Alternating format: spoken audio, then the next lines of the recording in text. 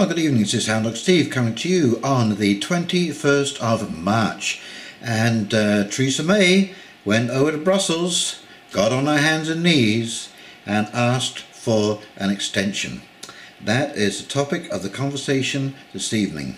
And welcome back to all of you who are returning to my channel, and a great shout out to any new viewers this evening. I sure hope you like the content. And so, here we go. Yes.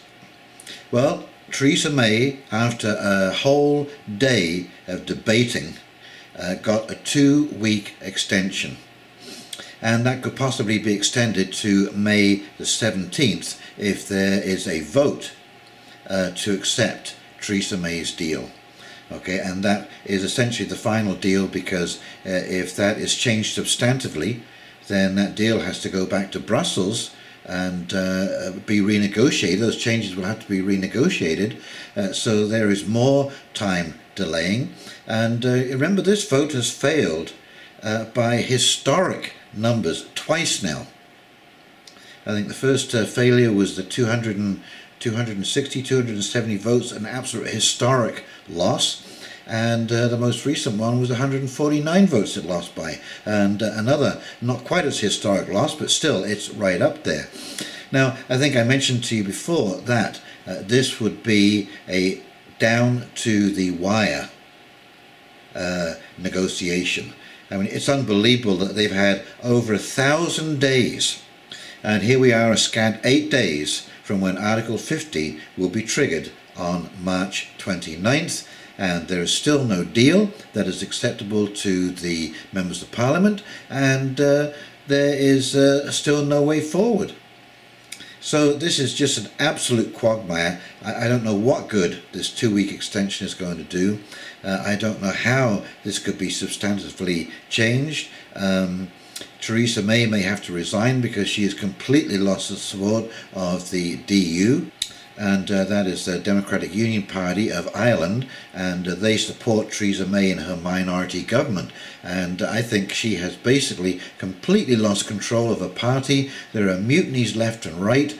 She can't guarantee that there is going to be any support for any of her proposals moving forward. And of course, you know, as we said, John Bercow has said you can't have another vote in the House unless it's changed substantively. So I think we just have to go through another agonizing 2 weeks to wait to see what will happen. But I am still predicting it's going to be a hard Brexit because of the failure to negotiate in a fair, open-handed way that suits the country. You know, I can't believe that all this has been negotiated away. I mean, how foolish can you be? Where are these incredible negotiating skills that the British used to have? Where is the sense of the 67 million people in that country who are going to be living under that deal that you cooked up with these charlatans in the EU? I mean, really, it's shame on you, Theresa May. And I know it's because you are a Remainer, and I know that you said that you would do your best because it was voted on, but you should have handed over the negotiations to somebody who was a Brexiteer. That was the only way that we would get a good negotiation. Anyway, so be it.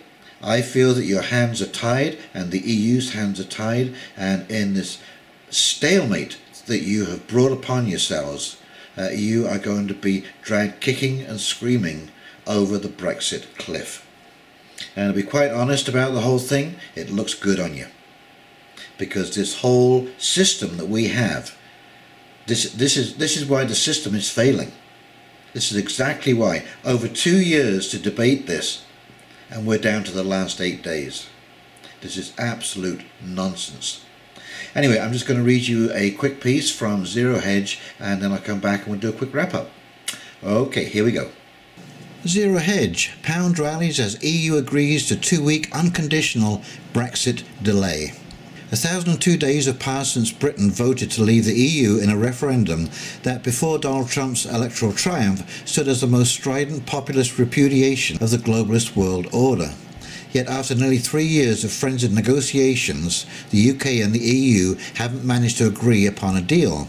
So what difference could another 2 weeks possibly make? We're about to find out. With the Conservative Party in shambles, backbenchers on the brink of rebellion, and cabinet members leaking stories about her impending ouster as Prime Minister, Theresa May at least managed to convince the EU 27 after another day of harrowing negotiations in Brussels, which produced a flurry of headlines on the rumours before the final decision was announced by the European Council President Donald Tusk, to give her just a little more time to give her widely loathed withdrawal agreement one more go in the Commons. It has already been defeated twice by historic margins. Specifically, Tusk revealed that the EU has authorised a 2-week unconditional delay, with another 6 weeks on the table should May manage to pass the withdrawal agreement, which has already been defeated twice by historic margins and which the EU has insisted will not be modified in any meaningful way. Donald Tusk. EU responds to UK requests in a positive spirit and agrees to Article 50 extension until 22nd of May if withdrawal agreement approved next week.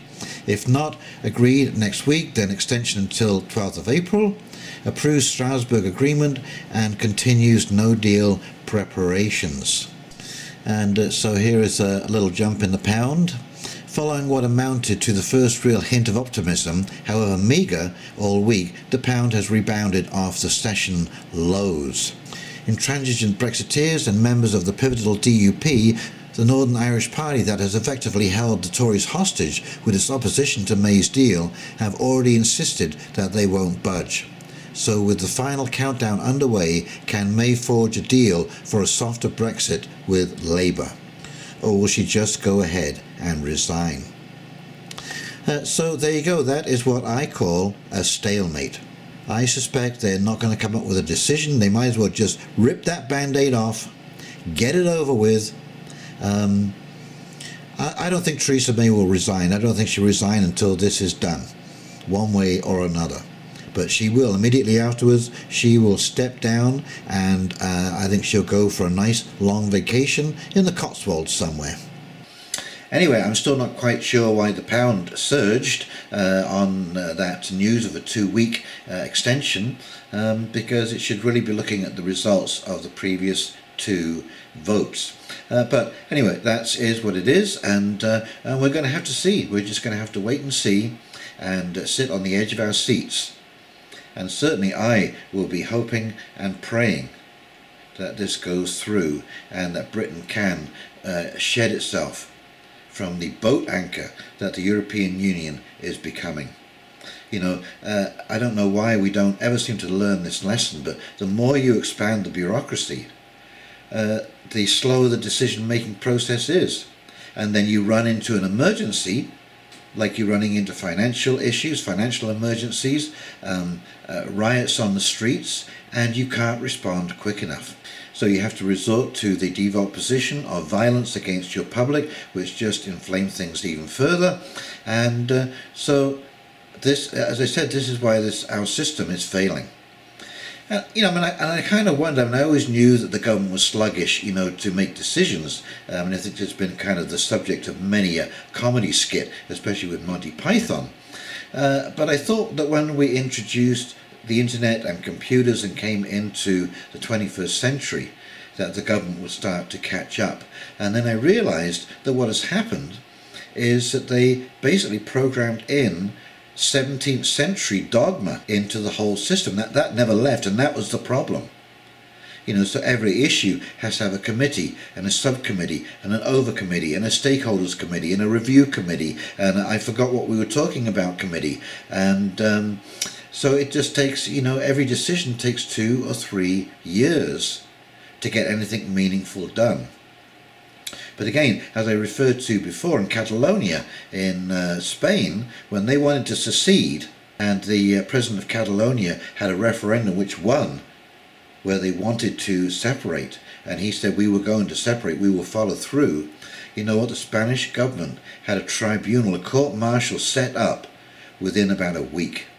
So, they can move when they want to. When it's their own stuff, when it's a priority, they can sure dust off their feet and get them moving as quick as possible. But when it comes to substantive good work for the betterment of society and the public at large, oh my God. You can almost see the scrape marks on the ground as they're dragged, kicking and screaming to a decision. I mean, I don't know if any of you have been through this process. I'm sure most of you out there have had some kind of minor brush with government, if not a serious brush with government. And you will know everything is just a freaking nightmare. It's just like wading through a jar of cold cream trying to get anywhere. Nobody wants to answer questions. Nobody wants to take responsibility. It's just called pass the parcel. And you just have to shake your head. And I suspect it's only a matter of time when it just ceases to function. There comes a time when it just takes so long to do something that the whole ball of wax just falls apart. And I think if we were left to our own devices, we might do a darn sight better job, certainly locally. Anyway, that's my take on the whole situation, and I will continue to watch the situation very closely. And I will be following the ensuing debates and the backwards and forwards and so on and so forth. And we'll see how this all plays out. So if you've enjoyed this video, please like, subscribe and comment below. Click that big red button. It really helps when you do. And in the meantime, this is Hound Dog Steve signing off, wishing you a great weekend coming up. And we will talk to you very, very soon. See you now. Bye.